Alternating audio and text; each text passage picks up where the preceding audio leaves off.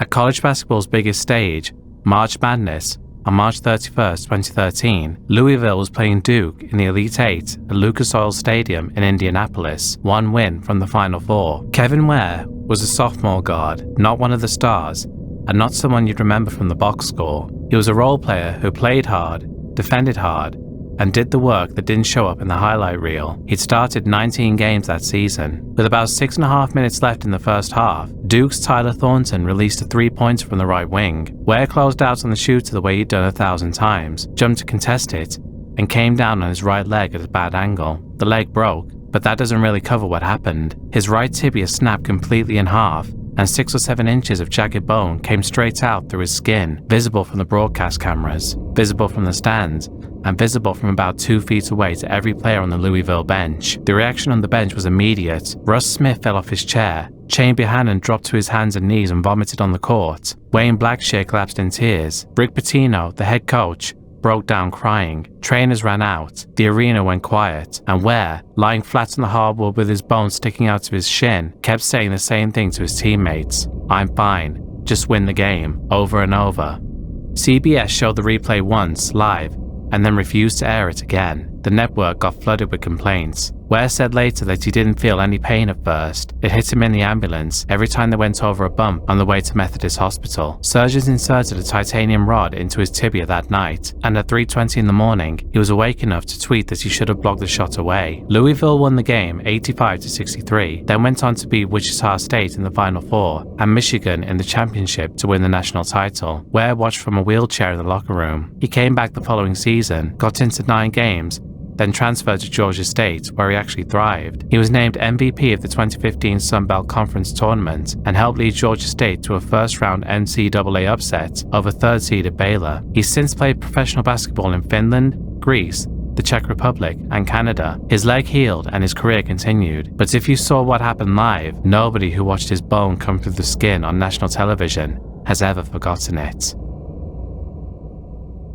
Clint Malarchuk had been a Buffalo Sabre for exactly 16 days when the accident happened. He was 27, freshly traded in from Quebec. On the night of March 22, 1989, at Memorial Auditorium, he was in goal with a 1-0 lead against St. Louis in the first period. A Blues forward named Steve Tuttle carried the puck into the slot. Sabres defenseman Uwe Krupp moved in to intercept. The two collided hard directly in front of the crease, and the whole tangle of bodies crashed into Malarchuk. As they collided, Tuttle's legs flew up, his right skate blade swung upward and caught the right side of Malarchuk's throat. It sliced open his carotid artery and cut partway through his jugular vein. Blood came out of his neck in arcs, a foot at a time, synced to his heartbeat. It pooled on the white ice fast enough that you could see the red spreading from the upper deck. Malarchuk ripped off his mask and grabbed his own throat with both hands, blood seeping through his fingers. In the stands, 11 people fainted in their seats, 2 suffered heart attacks. 3 of his own teammates threw up on the ice. The local television feed cut away. Malarchuk later said his thought was simple: "I'm dying right now." The man who saved him was the Sabres athletic trainer, Jim Pizzatelli. He was a former Army combat medic who served in Vietnam, and he dealt with arterial wounds before, just not on ice and not on live television. He sprinted out, reached into the wound, found the artery and pinched it shut with his bare fingers, and he did not let go, not while they walked off the ice together,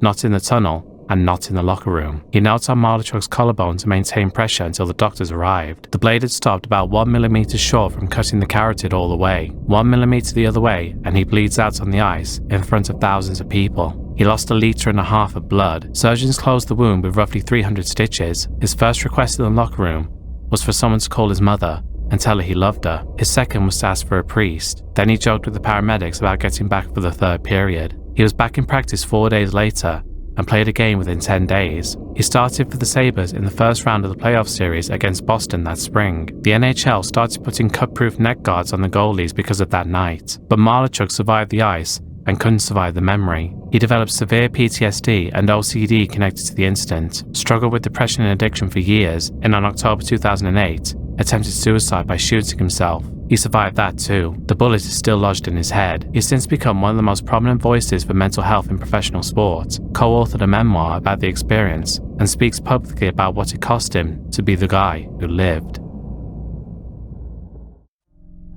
In June of 1947, Sugar Ray Robinson was already considered the best pound-for-pound fighter alive. He was 78-1, the newly crowned welterweight champion, and he was about to defend the title for the first time at the Cleveland Arena against a 22-year-old challenger named Jimmy Doyle. Robinson was a 3-1 favorite. The night before the fight, Robinson had a dream. In it, he threw a few good punches, and Doyle went down, flat on his back, with his eyes wide open, staring at nothing. The referee started counting. People in the crowd were chanting, "He's dead, he's dead." Robinson woke up screaming for Jimmy to get up. He wanted to pull out. He told his manager George Gainford the fight was off. Gainford told him he was being ridiculous.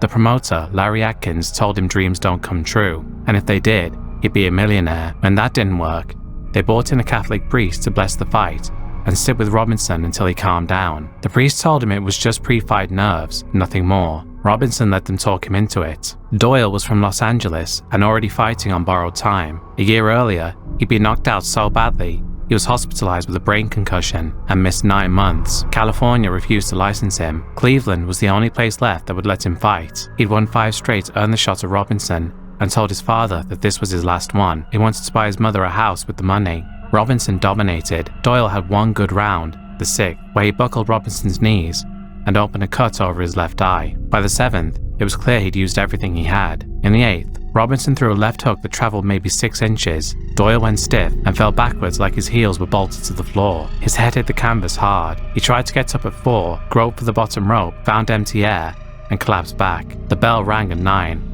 He never got up. His handlers tried cold water and smelling salts and got nothing. In the dressing room, Robinson asked, "Is the kid up yet?" Doyle died 17 hours later at St. Vincent's Charity Hospital from a brain hemorrhage and blood clot. He was the first boxer killed in a world title fight in the modern era. Robinson sat outside the hospital room for hours before the death, a white patch over his right eye from the cut Doyle had given him, and told a reporter he'd been afraid of this fight ever since the dream. At the coroner's inquest, when asked if he'd intended to get Doyle in trouble, Robinson said, "Mister, it's my business to get him in trouble." He was exonerated with no charges, but he later wrote that for a long time afterward, he couldn't hit a man hard. And on learning that Doyle wanted to buy his mother a house, Robinson gave the money from his next several fights to Doyle's family so that she could have one.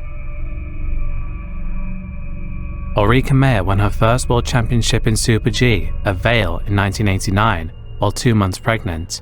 She won her second at Saalbach in 1991. She was the only mother on the women's alpine circuit, and she was good enough that motherhood didn't slow her down at all. By January 1994, she was 26, still one of the fastest women on snow, and 2 weeks away from competing at the Lillehammer Olympics. At Garmisch, Germany, on January 29th, the Women's World Cup Downhill took place on the Kandahar course. The race was live on German television. Maier's 4-year-old daughter Melanie was at the bottom of the hill, standing with Maier's fiancé Hubert Schweihhofer, watching her mother come down. Maier was doing 105 kilometers an hour with less than 20 seconds to go. In a narrow section near the bottom, her right ski caught an edge in a patch of softer snow from overnight snowfall. The ski jammed into the surface, but her body kept going. She was thrown off the course and hit a packed wall of snow and straw bales at the side at full speed. The impact displaced her cervical spine by 4 centimeters, tore her spinal cord in half, and ripped both arteries in her neck open. Her helmet was torn clean off her head. She slid another 55 meters down the slope before coming to rest. The course doctor began mouth-to-mouth within seconds. A helicopter took her back to the trauma hospital in Murnau, where the surgeon said it as directly as anyone could. She had no chance. Her neck was broken. The main artery was gone, meaning there was basically nothing to operate on. She was pronounced dead about 2.5 hours after the crash. Thousands attended her funeral. Her close friend and fellow racer, Anita Wachter, walked in the procession wearing Maier's World Championship medals around her neck. Schweihhofer filed a lawsuit claiming that she'd struck a wooden timing post, but a court later found the post wasn't involved. She'd broken her neck on the packed snow berm. The suit was dismissed. She's still the only woman ever killed on a World Cup course. Her death is why the big layered safety nets exist, why helmets were redesigned, and why they spray blue dye in the snow now instead of lining courses with pine branches. The women's downhill course at the 2025 World Championships in Saalbach was named after her, but of course most tragic of all is that her daughter Melanie had to grow up without her.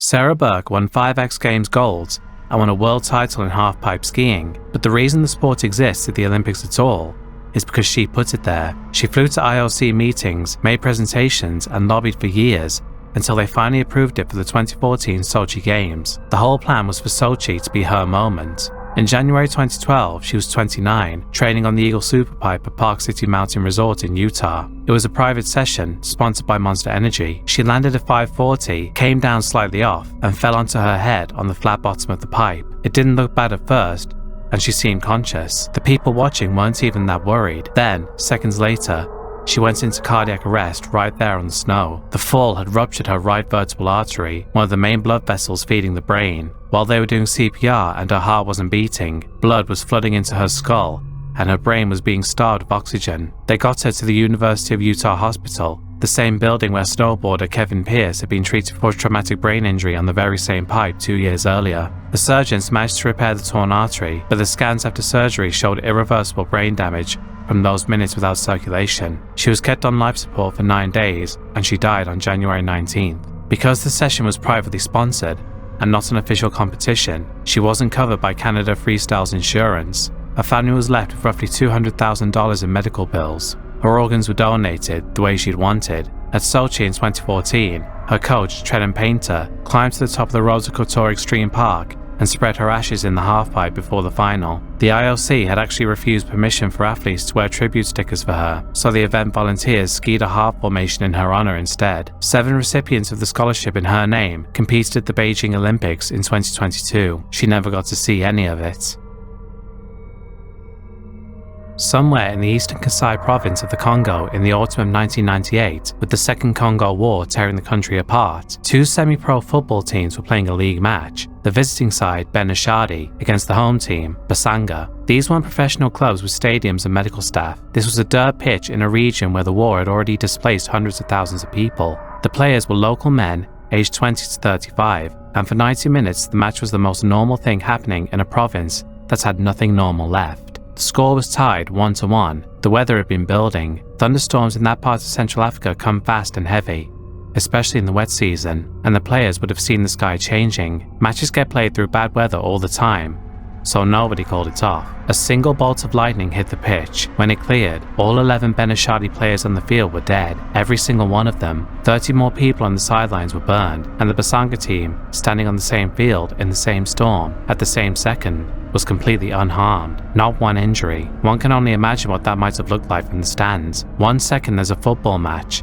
The next second, one entire team is on the ground, and the other is still standing. 11 bodies scattered across the pitch, and 11 opponents untouched. The spectators who weren't burned had to walk out past both of them. For context, just weeks earlier, a South African Premier League match between Jomo Cosmos and Moroka Swallows had been abandoned after lightning struck the pitch and knocked down 7 players and the referee. Nobody died. Lightning hitting a football pitch is rare, but it happens. Lightning hitting a pitch and killing every member of the team while leaving the other one untouched is something else entirely. You can see why people reach for explanations. Locally, the belief was witchcraft, someone on the Basanga side using a curse. In Congolese football culture, accusations of sorcery after unexpected results aren't fringe. Teams have been known to hire witch doctors before big matches. Entire stadiums have rioted over suspected curses. So when an entire visiting team dropped dead and the home side walked off without a scratch, the accusation wasn't surprising. What was surprising was that there was also a quasi-scientific explanation floating around. The dead team wore metal studs,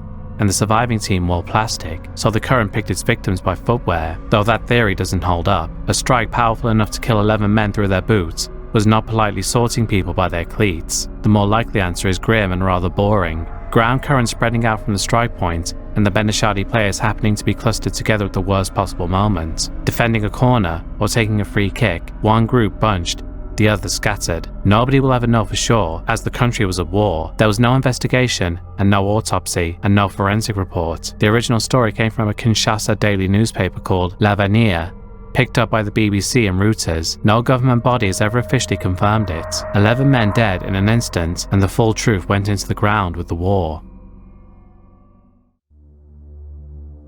Nodar Kumaritashvili was 21 years old from Bakuriana, Georgia, and luge was in his blood. His grandfather is credited with introducing the sport to Soviet Georgia. His father and uncle both competed. He basically grew up on the sleds. He was ranked 38th in the world, and he knew this was the biggest stage he'd ever stand on. And on the morning of February 12, 2010, with the Vancouver Winter Olympics opening in a few hours, he strapped himself onto his sled for one final training run. The track at Whistler was the fastest ever built. During testing the previous year, Sliders had been clocking 95 miles an hour, 6 miles an hour faster than the designers had calculated. The head of the International Luge Federation, Joseph Fent, had already put his safety concerns in writing. American bobsledder Michelle Rzepka that she prayed through turns 11 and 12 and didn't breathe again until after 13. A Venezuelan luger had suffered a severe concussion on the track 3 months earlier. Kumaritashvili himself had crashed during training runs that week and with a higher crash rate than top sliders. Officials looked at all of this and signed off on the track anyway. His final run started normally. He made the first turns fine and kept accelerating. Coming into curve 16, the last turn before the finish, he entered too high and too late. His sled struck the inner wall, ricocheted across the track, and at roughly 143 kilometers an hour,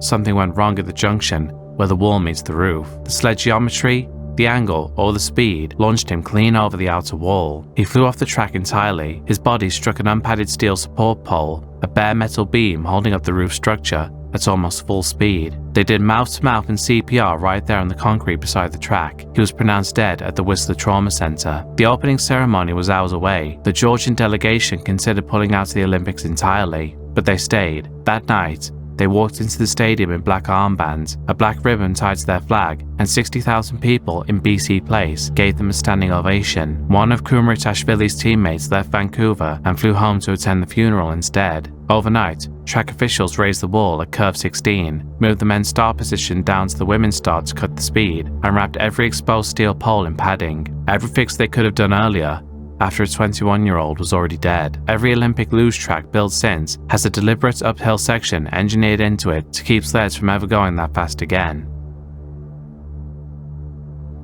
The hatred between Emil Griffith and Benny Paret had been building for 2 fights, but it turned into something else entirely at the weigh-in before their third meeting. It was March of 1962. They were fighting for the welterweight title at Madison Square Garden, live on ABC, with about 7,500 people in the building and millions more watching at home. Paret had taken the title back from Griffith on a controversial split decision the previous September, but just months before this third fight, Paret had gone in with middleweight Gene Fulmer and been knocked out in 10 rounds. He came into the garden already over and called Griffith maricón, a vicious Spanish slur about his sexuality. Griffith had worked at a women's hat factory in New York. He would eventually come out as bisexual. In 1962, that accusation could destroy everything. Griffith lunged at Paret and had to be physically restrained. His trainer, Gil Clancy, told him to save it for the ring. Clancy's corner instruction before the fight was, anytime you're inside with this guy, you punch till he either falls, grabs you, or the referee stops you. For 11 rounds, it was a real fight. Paret nearly stops Griffith in the 6th with a sustained combination. Then came the 12th. Commentator Don Durfee actually said on air, this is probably the tamest round of the entire fight. Within seconds, Griffith landed a right cross that drove Paret into a neutral corner. Paret sagged backward, his head and shoulders hanging out over the top of the ropes, his body trapped in the corner. Griffith pinned him there with his left hand on the shoulder and started throwing right uppercuts and hooks. 17 punches in 5 seconds by Gil Clancy's count from the replay. Other analyses have it up to over 29 over a longer window, each one landing on a head that's just hanging there, with no defense and no answer. The writer, Norman Mailer, was at ringside. He compared Griffith's right hand to a piston rod that had broken through the crankcase, or a baseball bat demolishing a pumpkin. Referee Ruby Goldstein stood frozen. He later testified he thought Paret was deliberately ducking outside the ropes. By the time Goldstein finally stepped in and pulled Griffith off, Paret slid down the ropes unconscious, and he never woke up. He'd suffered massive blood clots in his brain. Surgeons operated at Roosevelt Hospital. He died 10 days later, on April 3rd, at 25 years old. The whole country had watched a man beaten to death in real time on their television sets. It nearly killed professional boxing as a broadcast sport. Goldstein never refereed another major bout. Griffith won 3 more world titles across 3 weight classes after this fight, but he had nightmares about those punches for the rest of his life. In the 2005 documentary Ring of Fire, Griffith met Paret's grown son, Benny Jr., who embraced him and told him that he was forgiven. Adam Johnson was 29 from Hibbing, Minnesota. He played 13 games for the Pittsburgh Penguins in the NHL during the 2018 to 2019 season and bounced around the AHL and ECHL for a few years and came to England in 2023 for his first season in the UK's Elite Ice Hockey League, playing for the Nottingham Panthers. On October 28, 2023, the Panthers were at the Utilita Arena in Sheffield, playing the Steelers in front of about 8,000 people in a second period game that Sheffield were leading 2-1. Johnson took a pass from teammate Victor Bjorkung and carried the puck into the Steelers' defensive zone. As he cut inside, Sheffield defenseman Matt Petgrave, a 31-year-old Canadian, in his second EIHL season, collided with another Panthers player and got thrown off balance. Petgrave's body rotated as he fell. His trailing left leg whipped upward. The blade of his left skate, sharpened the way all hockey skates are, to roughly the same edge as a surgical scalpel, cut the front left of Johnson's unprotected neck. Blood pulsed immediately onto the ice. Johnson grabbed his throat, skated several strides toward the Panthers bench in what looked like shock, and then his legs went out. He collapsed, leaving a long red trail on the white surface behind him. Teammates locked arms around him and held up towels. The arena didn't have a clear protocol for getting emergency medical staff onto the ice. At least one paramedic had to physically climb over the barriers to reach him because nobody directed them to the access point. They applied pressure and started CPR. Eventually, Johnson was transferred to Northern General Hospital, Sheffield's major trauma centre. He was pronounced dead that night. The league waited until the next morning to confirm it, so his parents, Susan and Davy, and his fiancée could be told first. 2 weeks later, South Yorkshire police arrested Petgrave on suspicion of manslaughter. He was released on bail and rebailed several times over 17 months while the investigation crawled along. Petgrave received widespread, often racist abuse online. His teammates and other players, including Clint Malarchuk, publicly defended him as having done nothing intentional. In April 2025, the Crown Prosecution Service announced there would be no charges. They said the evidence didn't meet the threshold for any criminal offence. The full coroner's inquest still hasn't taken place. At a pre-inquest hearing in April 2026, the coroner described the scene at the arena as chaotic and raised questions about whether blood for transfusion had been available quickly enough. Johnson's death did what 34 years of near misses hadn't. Clint Malarchuk in 1989 and Richard Zednick in 2008 both survived skate blades to the throat in the NHL. Both times the sport talked about neck guards, and both times it moved on. After Johnson, every major hockey league reacted within months. The NHL announced that neck guards will be required for new entrants starting in the 2026-27 season, and the 2026 Winter Olympics in Milan will be the first games where they're compulsory. It took someone's death to finally get a piece of fabric around the players' necks. The Loberhorn in Wengen, Switzerland, is the longest downhill course in the world, about 3 miles from top to bottom, and skiers regularly break 100 miles an hour on it. On January 18, 1991, Gernot Reinstadler was 20 years old and the son of former World Cup skier Traudl Eder. He wasn't even in the main race. He was in a qualification round, a format the FIS had recently introduced that required lower-seeded racers to earn their spot in the field of 30. His teammate, Armin Assinger, later said he nearly pulled Reinstadler aside during warm-up to warn him that he was being too aggressive, too reckless, and too keyed up. But Assinger held back. He didn't want to limit a young racer's energy. He's probably thought about that decision every day since. For 2.5 minutes, everything went fine. Reinstadler raced the course successfully. Then near the very bottom, he reached the Ziel S, the finish line S-curve, one of the slower sections. He caught an edge, he went airborne, completely out of control, and crashed into the safety netting on the right side of the finish slope. One of his ski tips went straight through a gap in the netting mesh and caught. The net held the ski in place, but his body kept going. That trapped ski became a fixed point, and the full force of his momentum at over 100 kilometers an hour acted on the joint between his legs and his pelvis. It tore his pelvis apart, an open bug pelvic fracture. The Contemporary reports are explicit. He was nearly ripped in two. Major abdominal blood vessels ruptured on impact. He slid down the rest of the finish slope semi-conscious, and behind him, the white snow turned red the whole way. 30 feet of blood, clearly visible on the broadcast cameras, and clearly visible to the crowd. They helicoptered him to the hospital. Radio stations across the Bernese Oberland put out emergency appeals for his blood type, O negative. In a 6-hour surgery, doctors pumped somewhere between 35 and 40 litres of donated blood into him. The human body contains about 5 litres. They pumped in 8 times that, pouring it in as fast as he was losing it. It wasn't enough. At 43 minutes past midnight on January 19th, he died. The race director got the call around 1 in the morning. The 1991 Lower Bohorn downhill was cancelled in his honour. He is still the only person ever killed on the Lower Bohorn. The investigating magistrate cleared the organisers and ruled it a driving error. The hated qualification format was abolished, and 2 things changed because of him, both of which are still standard worldwide. They excavated and flattened the jump near the finish, so it could never launch a racer into the nets at that angle again, and they invented cut-resistant tar panels to line safety netting, so a ski tip can never thread through a gap in the mesh and catch the way his did. Even safety nets in alpine skiing now has those panels, as it was the safety net that killed him. His mother said years later that Gernot's death saved the lives of others. Every skier who's bounced harmlessly off a modern net owes a little of that to him. And that's the end of the video, folks. If you found this one interesting, then please be sure to give it a like, leave a comment, subscribe if you're new, and consider donating on Patreon. All patrons get early ad-free access to videos, and higher tiers get their name on the screen and a shout out. I'd like to give a shout out to all of my patrons for their continued support, especially those whose names you're seeing on screen now, particularly The Vampire, Arthur Jones, Soak Pigeon, Bradley Stewart, Brad Berg, Squall Fury, Stahlsturm, John Aaron Snow, Psychic Perk, Bohag, Peanut Mama 0724, Vampiric Misfit, Hendrik Fan 5, Sunny Hauser, Bailey Cosmic Black Metal 96, Mimi, Lagged Into Sunlight, KJ Musical, Losanna, Brandon Field, Anthony B. Fernandez, Helen Korn, Kyle, Brendan O'Connell, Adam Clayton, Cam Nigula, Edward Howard, Danny Jade, Paul Mendoza, Alex Christmas, Bella Schwartz, Belsi Gell, Stimulate, Inquisitor Zarius, and Dick the Cock Johnson and the Woodmaster at WrestleMania X69 or maybe not Dude. Thank you very much for watching, and I'll see you all next time. Goodbye.